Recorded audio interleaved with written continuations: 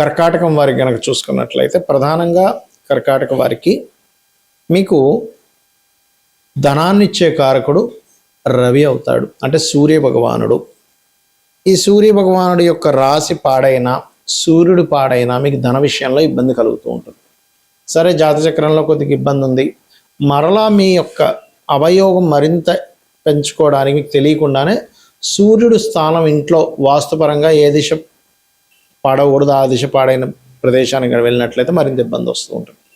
కాబట్టి అసలు ఏ దిశ చూసుకోవాలి ఏమిటి, అదేవిధంగా మీరు 6-8 అధిపతులు కూడా కర్కాటక లగ్నానికి 6-8 అధిపతులు ఎవరవుతారో ఆ దిశరీత్యా, అంటే ఆ యొక్క గ్రహాలు ఆ యొక్క దశరీత్యా ఏ దిశలు జాగ్రత్తగా చూసుకోవాలనేటువంటి అంశాలు చెప్తుంది నేనైనప్పటికీ చెప్పిస్తుంది సాక్షాత్ లలిత అమ్మవారిగా భావిస్తూ ఆ లలితాంబిక అమ్మవారి యొక్క అనుగ్రహం మీకు పరిపూర్ణంగా కలగాలని మనస్ఫూర్తిగా కోరుకుంటూ ఇక్కడ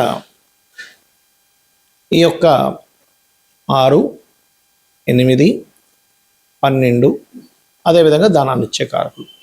ఇప్పుడు ప్రస్తుతం మీకు కర్కాటకం వారికి ధనస్థానంలో కేతు ఉన్నాడు కాబట్టి ఇప్పుడున్నటువంటి పరిస్థితుల రీత్యా మీరు ధనపరంగా మంచి అభివృద్ధిలోకి వెళ్ళాలంటే గణపతిని మరియు సూర్య భగవానుని ఎక్కువగా ఆరాధించండి. ఖచ్చితంగా మీరు ఫైనాన్షియల్గా బాగా ఎదుగుతారు. ఇక రెండవ పాయింట్, మీకు కేవలం ధనాన్ని ఇచ్చే గ్రహం సూర్యుడు మాత్రమే అవుతాడంటే అలా కాదు. పంచమాధిపతి అయిన కుజుడు అవుతాడు, భాగ్యాధిపతి అయినటువంటి గురువు కూడా అవుతాడు, లాభాధిపతి అయినటువంటి శుక్రుడు కూడా అవుతూ ఉంటాడు. అయితే శుక్రుడు ఇక్కడ 2 పాత్రలు పోషిస్తూ ఉంటాడు, అంటే లైఫ్లో తొందరగా సెటిల్ అయ్యారా లేదా అనేటువంటి విషయాన్ని కూడా చూపిస్తూ ఉంటాడు. అయితే ఇక్కడ ఎప్పుడూ కూడా గుర్తుపెట్టుకోండి, మీ జాతకంలో శుక్రగ్రహం ఎంత బాగుంటే కర్కాటకం వారికి అంత అద్భుతమైన లైఫ్. ఎందుకు బాధకుడై బాగుండాలి, ఇంకా పాడైపోతే బాధకుడు మరింత ఎక్కువ బాధనిస్తూ ఉంటాడు అనమాట. అలా అయితే ఇక్కడ గమనించుకున్నట్లయితే ఈ యొక్క కర్కాటకం వారికి ధనాధిపతి రవి అయ్యాడు కాబట్టి మీ ఇంట్లో తూర్పు భాగాన్ని ప్రధానంగా జాగ్రత్తగా తీసుకోండి. అంటే తూర్పులో ఎక్కువ బరువులు పెట్టడము, తూర్పులో విపరీతంగా హైట్ పెంచేసేయడము.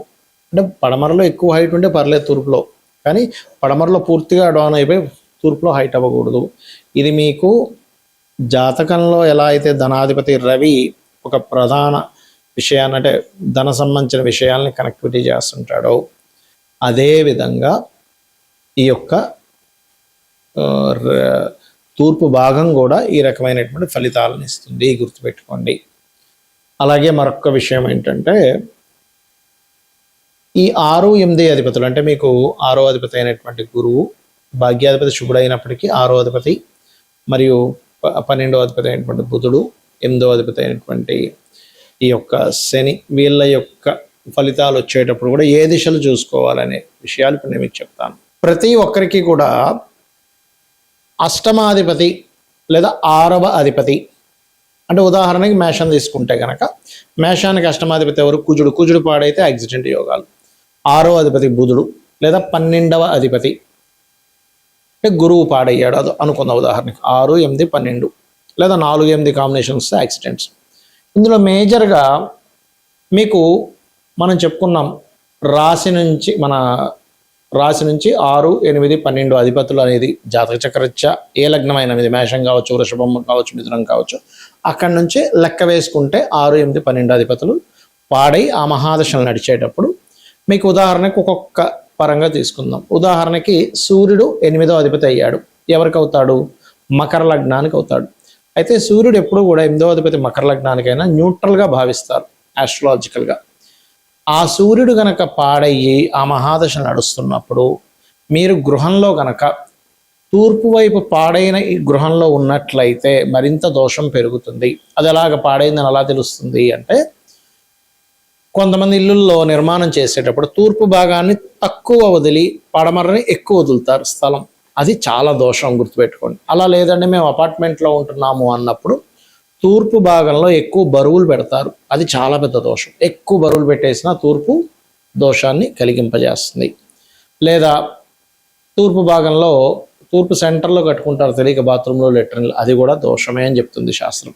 తూర్పు మధ్యలో పెట్టుకుంటే అందుకని తూర్పుకు సంబంధించింది మీకు అష్టమాధిపతి పాడైతే ఎట్టి పరిస్థితుల్లో తూర్పుకు సంబంధించిన దోషం ఇంట్లో ఉంటే ఏమవుతుందంటే అది ఖచ్చితంగా అది ఇంకా యాక్సిడెంట్స్ అవ్వడానికి ఆకస్మిక డౌన్ఫాల్ అవ్వడానికి తోడ్పడుతూ ఉంటుంది.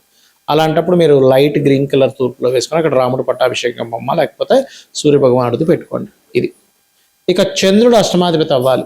ఎవరికి అవుతాడు అంటే ధనుర్లగ్నానికి అవుతాడు. అవ్వడం మాత్రమే కాదు, అవి పాడైతేనే నేను చెప్పేది బాగా అర్థం చేసుకోండి. అప్పుడు వాయువ్యాన్ని చెక్ చేసుకోవాలి మీ ఇంట్లో. ఎందుకంటే వాయువ్యానికి చంద్రుడు అధిపతి, తూర్పుకి సూర్యుడు ఎలాగో వాయువ్యానికి చంద్రుడు అధిపతి. వాయువ్యంలో బాత్రూమ్స్ ఉన్నా, వాయువ్యం తగ్గినా పెరిగినా, వాయువ్యంలో ఉండే మెట్లు గోడకి ఆనించి ఉన్నా, ఇవన్నీ కూడా వాయువ్య దోషాన్ని, అంటే వాయువ్యం బాగా హైట్ అయినా, వాయువ్యం హైట్ అయిపోతుంది, పైకి వెళ్తే అక్కడ లిఫ్ట్ ఏదో పెట్టుకుంటారు, లేకపోతే అక్కడ నుంచి మెట్లు పైకి ఇలా లేపేస్తారు. నైరుతిలో ఎటువంటి బెడ్రూమ్ ఉండదు, ఎందుకంటే దాన్ని బ్యాలెన్స్ చేయడానికి నైరుతిలో ఒక బెడ్రూమ్ ఉండాలి. అప్పుడు ఏమవుతుంది, మానసిక స్ట్రెస్ పెరగడము, మనసు ఎటో ఉండడం వల్ల జరిగేటువంటి విపత్తులు జరుగుతూ ఉంటాయి. కాబట్టి ఇది చెక్ చేసుకోవాలి. అలాగే మీకు కుజుడు, అంటే మీ జన్మజాతకంలో కుజుడు అష్టమాధిపత్యం వచ్చింది, లేకపోతే పాపయ్యాడు. ఉదాహరణ కుజుడు మీకు మేషలగ్నానికి అష్టమాధిపతి, లగ్నాధిపతి అయినా అష్టమాధిపతి పాడైతే ఇబ్బంది ఇస్తాడు, యాక్సిడెంట్ యోగాలు ఇస్తాడు. అంటే ఎందుకంటే లగ్న అష్టమాధిపతి కుజుడు అయ్యాడు కాబట్టి. లేదు అలా కాదు అనుకుంటే కన్యా లగ్నానికి కూడా అవుతాడు అష్టమాధిపతి కదా. అప్పుడు మీకు గనక అష్టమాధిపతి ఫలితాలు వస్తూ, కుజుడి యొక్క ఫలితాలు వస్తూ, లేదా పాడై ఆ అష్టమాధిపతి దశా ఫలితాలు మాత్రమే కదా, ఆ దశ పాడై వస్తాయి కనుక అప్పుడు మీరు ఏం చేయాలంటే దక్షిణాన్ని చెక్ చేసుకోవాలంటే దక్షిణంలో బాత్రూమ్ లెటర్న్స్ ఏమైనా ఉన్నాయా, దక్షిణం ఏమైనా బాగా పెరిగిందా. కొంతమంది తెలియక ఇల్లు కట్టుకున్న తర్వాత దక్షిణం వైపు ఉండే స్థలాన్ని కొనుక్కుంటారు, అది పెరగడం అంటారు. అలా కాకుండా అది సెపరేట్గా వేరే పేరు మీద కొన వేరే పేరు మీద కట్టుకుంటే అది వేరు. కానీ ఉట్టి స్థలం ఉంది, అప్పుడు దక్షిణ స్థలం కొనుక్కోవచ్చు, తప్పేం కదా, అదంతా కలిపేసుకుంటాం కట్టుకోలేదు కాబట్టి. సో ఈ జాగ్రత్తలు తీసుకోవాలి. ఇక మీకు బుధుడు అష్టమాధిపతి అయ్యాడు. ఏ లగ్నానికి అవుతాడు అంటే కుంభలగ్నానికి అవుతాడు, మరియు అదేవిధంగా వృశ్చిక లగ్నానికి అవుతాడు అష్టమాధిపతి. ఆ అష్టమాధిపతి బుధుడు పాడై మీకు మహాదశలు నడుస్తున్నాయి, ఆకస్మిక సంఘటనలు వస్తుంటాయి ఒక్కోసారి. అయితే ఇలా అష్టమాధిపతి పాడైనట్టు బుధుడు కనుక పాడైతే ఉత్తర దోషాలు ఏర్పడతాయి. అంటే ఇవాళ రేపు మనం చూడండి అపార్ట్మెంట్స్లో కడుతూ ఉన్నారు, ఉత్తరంలో బాత్రూమ్ పెడుతున్నారు, అది పెద్ద దోషం. ఉత్తరే నిధి సంస్థితం అని చెప్పారు, అంటే నిధులు దాచుకోమని చెప్పారు. మనం మలమూత్ర విసర్జనలో నిధులా అనేది ఒకసారి ఆలోచించుకోవాలి. మలమూత్ర విసర్జనలో నిధులు కాదుగా తీసుకుపోయి అక్కడ పెడుతున్నాం మనం. కాబట్టి అది వేస్టేజ్ జోన్లో సౌత్ వెస్ట్లోనో వెస్ట్ నార్త్ వెస్ట్లోనో వాష్రూమ్ ఉండాలి. దక్షిణ నైరుత్యో మృదయ పురుషత్యాగ మందిరం అని శ్లోకం ఉంది, ప్రామాణిక శ్లోకం. కాబట్టి ఈ బుధుడు కనుక పాడైతే ఉత్తర దోషాలు ఉంటాయి. ఉత్తరం ఎత్తవడం, అలాగే ఉత్తరం బాగా తగ్గడం, దక్షిణం పెరగడం, ఉత్తరంలో లెట్రిన్ బాత్రూమ్ ఉండడం, ఇలాంటివి పెరుగుతూ ఉంటాయి. ఇలాంటివి దోషాలు ఏర్పడుతూ ఉంటాయి. ఇక గురుగ్రహం కనుక పాడైతే సర్వసాధారణంగా ఎవరికి జన్మజాతకంలో అయినా గురువు అష్టమాధిపతి అయ్యాడు. మీకు వృషభ లగ్నానికి అవుతాడు గురు అష్టమాధిపతి, సింహలగ్నానికైనా శుభుడు అవుతాడు, నో ప్రాబ్లం. ఒక్కొక్కసారి శుభుడైనప్పటికీ కూడా పాపగ్రహాల యొక్క ప్రభావం ఆ గురురాశుల్లో ఉన్నప్పుడు, ఉదాహరణకి సింహలగ్నానికి అవుతున్నాడని చెప్పుకున్నాం అష్టమాధిపతి, కానీ గురురాశులు అయినటువంటి ధనస్సు మీన రాశుల్లో పాపగ్రహాలు ఉండి దాని ప్రభావం పడ్డప్పుడు గురుమహాదశ వచ్చిన ఇబ్బంది వస్తూ ఉంటుంది. అలాంటప్పుడు ఈశాన్య దోషం ఇంట్లో ఉంటే, ఎందుకంటే ఈశాన్యానికి గురువు కేతు అధిపతి, అందుకే అక్కడ మనం పూజ గది పెట్టుకుని ఉంటాం. చాలామంది తెలియక ఈశాన్య దేవతా గృహాన్ని విశ్వకర్మ ప్రకాశిక గ్రంథంలో విశ్వకర్మ చెబితే అయ్యో పూజ గది ఈశాన్యంలో ఉండకూడదని ప్రచారం చేస్తున్నారు. దానికి ప్రామాణికత ఉంది, ఉండకూడదు అనడానికి ఏమిటి ప్రామాణికత. కాకపోతే ఈశాన్యంలో మూత మూయకూడదు, అంటే ఏంటి, కిటికీలు డోర్లు లేకుండా చేయకూడదు, కనీసం కిటికీ ఉండాలి. అప్పుడు మూత మూసిన ఫలితం రాదు, అక్కడే పెట్టుకోవాలి. అది పూజ గది స్థానమే, శాస్త్రంలో చెప్పినటువంటి అంశం అది. అయితే అక్కడ ఎక్కువ బరువులు పెట్టకూడదు, పూజా సామాగ్రి వరకు పటాల వరకు ఉండవచ్చు, తప్పు లేదు. ఇక గమనించుకున్నట్లయితే మనకి శుక్రగ్రహం పాడైంది. మనకి అష్టమాధిపతి ఏ లగ్నానికి అవుతాడంటే తులా లగ్నానికి అవుతాడు ఒక రకంగా చెప్పాలంటే, మరియు మీన లగ్నానికి ఎక్కువగా ఇస్తాడు శుక్రుడు. అది మళ్ళీ విపరీత రాజయోగాల్లో ఉంటే మళ్ళీ ఏం కాదు. విపరీత రాజయోగాలు అంటే 6-8 అధిపతులు 6-8-12 స్థానాల్లో ఉండడం. అప్పుడు శుక్రుడు పాడైనప్పుడు ఆగ్నేయ దిశ ఎలా ఉందో చెక్ చేసుకోవాలి. ఆగ్నేయం పెరగడం, తరగడం, వాటర్ ట్యాంకులు రావడం, అలాగే అక్కడ బ్లాక్ బండలు వేయడం ఇంట్లో, ఇవన్నీ కూడా ఆగ్నేయ దోషాలు ఇస్తూ ఉంటుంది. దానివల్ల ఏమవుతుంది? ధన నష్టము, వివాహాలు అవ్వకపోవడం, వివాహమైన సఖ్యత లేకపోవడం, ఆకస్మికంగా యాక్సిడెంట్స్ అవ్వడం జరుగుతూ ఉంటాయి. ఇక శని పాడయ్యాడు, పడమర దోషం ఏర్పడుతుంది. పడమర మధ్యలో పెడతారు చాలామంది తెలియక, వాష్రూమ్స్ అక్కడ పెట్టరాదు. పడమర పెరగడం, పడమర డౌన్ అవ్వడం, ఇవన్నీ కూడా దోషాలు. ఇక రాహువు కేతువు అంటే ఏమిటి? రాహు మహాదశ అష్టమంలో ఉండి పాడై వస్తే నైరుతి దోషం, ఇది చాలా డేంజర్. మనిషి చూడండి, అమ్మో ఇంట్లోకి వెళ్తే మనిషి బతకడండి అంటుంటారు. చాలా ప్రాబ్లం, బతకడం లేకపోవడము, లేకపోతే అంత అంటే మరణతుల్యమైనటువంటి కష్టాలు రావడము, ఈ రెండిట్లో ఒకటి జరుగుతూ ఉంటుంది. కాబట్టి నైరుతి దోషం లేకుండా చూసుకోవాలి.